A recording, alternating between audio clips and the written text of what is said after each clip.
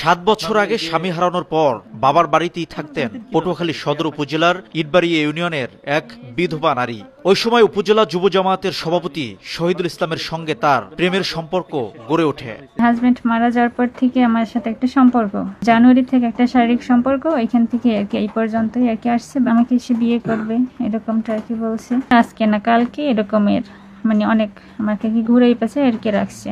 এ ঘটনায় গত 26 জুলাই জেলার নারী ও শিশু নির্যাতন দমন ট্রাইব্যুনালে মামলা করেন ভুক্তভোগী।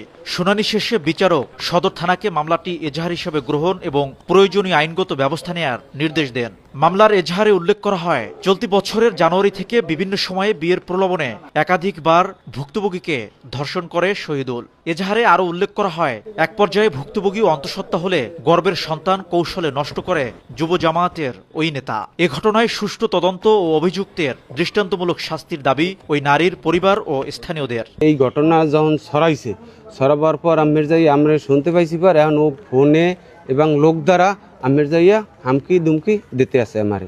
কেস মামলা হয়েছে, তারপর এটা আমরা সূক্ষ্ম বিচার চাই। বিষয়টি তদন্ত করে পরবর্তী ব্যবস্থা নেওয়ার কথা জানিয়েছে পুলিশ। আমরা একটা এজাহার পেয়েছি আদালত থেকে, আদালতের নির্দেশনা আছে মামলা নেওয়ার, তদন্ত কার্যক্রম শুরু হয়েছে। এ ঘটনায় মামলার পর থেকে পলাতক রয়েছেন অভিযুক্ত যুব জামায়াত নেতা শহীদুল ইসলাম। শিকদার জাবির হোসেন, সময় সংবাদ, পটুয়াখালী।